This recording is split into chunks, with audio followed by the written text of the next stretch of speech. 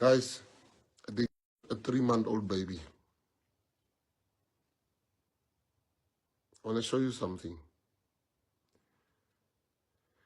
They shot a 3-month-old baby and they killed like 10 people the past week. But they also robbed 3 Democratic Alliance members. We commend the police for catching the criminals that robbed the Democratic Alliance members. We commend the police. Criminals should be arrested. We thank God that He saved the lives of the 3 Democratic Alliance members.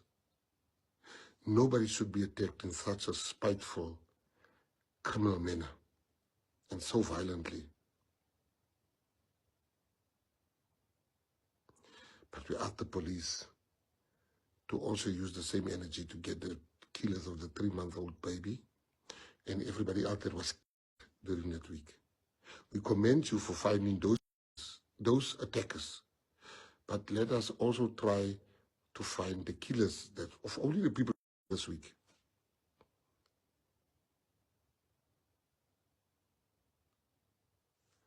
Of only for the person, the 3-month-old baby. Our story is a story of murder. Our story is a story of murder. Our story is a story where our children play next to dead bodies. Our story is a story where there's bloodshed. Our story is a story where children can't go outside. People don't sleep in the rooms where the beds are because there's windows. They sleep in the corridor. They sleep in the corridor where there's no windows because the bullets go through the windows when there's gang fights.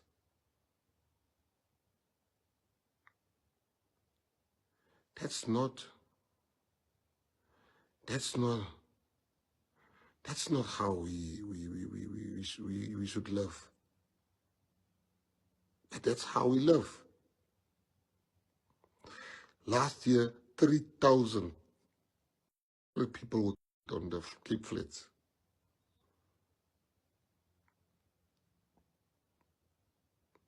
People don't care.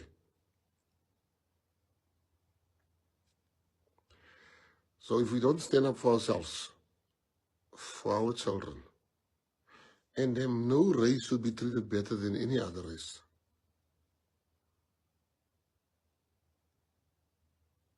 We should fight that all races should be treated equal. Your heart will break if you go to Kalicha. If you go and see how the Suris run in Kalicha. But I will show you some of the media.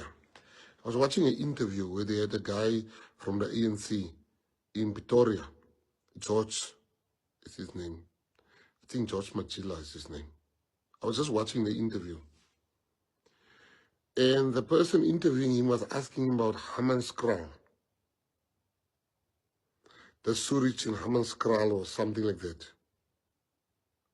But why is it when you media interview the DA, you don't ask them about the Surich in Kalicha? But when you interview the ANC guys, you will talk about what is wrong in that area. When you interview the PA guys, you'll talk about what was wrong in Knysna. But you never ask them. When you interview the DA people, why is it that people are dying? Why is it that Suris run in Langa, in Guguletu? Why don't you ask those questions in Kalicha? But when you interview in the ANC, you ask those questions, or the PA. But when you interview DA leaders, you never ask, why is it that women, that 20,000 people must share 30 toilets, or 30 or 40 or 50 toilets, outside toilets? Why don't you ask those questions?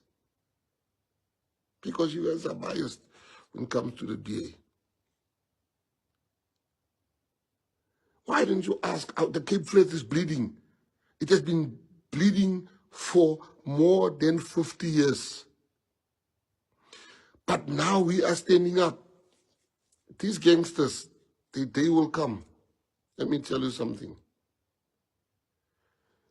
There will become new cops. There will come new politicians. Not these politicians that's in your pocket. Your day will come. Ons gaan julle klaarmaak. Ek vra die Here moet my net spaar. Laat ek in a position kom where I work directly with gang fights and stuff like that. So just know guys, they're intimidated by us. A 3-month-old baby. People at the Cape Flats, blood is running in the streets. And it's not only the Cape Flats. It's shorter. Wentworth, Rege Park, Elders, Westbury, Annandale.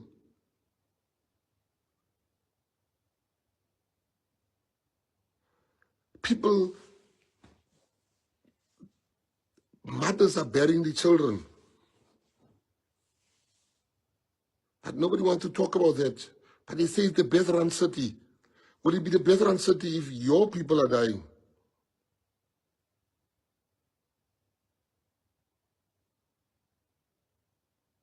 It's sad. You think I'll not talk about those things?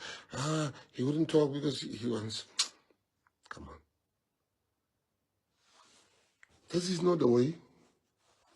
This is not the way. Now they say the national government, they blame the national government. National government, some people will blame the DA. No. Both got money. 6.7 billion rand you have. So if you say national, what are the 6.7 billion? Om te gaan kamp, peer geld. You want to go and camp. Why did you get 6.7 billion in the Western Cape? What is that money for? What do you do with that money if you still die? Guys, you know, there's one thing I took an oath that I will never discuss what we discuss in cabinet. But I can tell you, I'm not silent about issues that I was loud about before I went into national government. And I'm not the only one. And I don't want to say it like I'm the savior. I'm not a savior. There are people, their voices are louder than mine even there. So I just want to say issues are being addressed. But let us not sit here and leave the people insulting us. They're not dying. They don't, if I have to tell you the life of children, parents are taking their children out of school. Because for the child to go to school, he must go past the area of the Americans or the hard livings or the chunky funky boys or the sexy boys, or they have to go past the agge of his sister. So rather your child is uneducated than for him to risk death every day. That is the choices that the people on the flats, on the different flats, I think. I met with the premier of the province of Gauteng. After I went to go see the flats, the state of the flats in the colored community, he gave me his absolute word, Premier Panyaza, they're going to fix that this year. They're going to fix them this year and give ownership after fixing them. He has not lied to me before on issues. So I believe that. The flats don't have staircases. We can't not say anything about that. You know, when I grew up, before I would know anything, I knew all the gangs in my area. I knew about the Spaldings, I knew about Stylistics, I knew about the Philadelphia boys, I knew about the Bosbeere, YBRs. I knew about all the gangs in my community before I could even write my name. And today it's still the same. Things have to change for our people. So let them talk, let them try to stop us. They'll never stop us. This thing is unstoppable. This thing is unstoppable.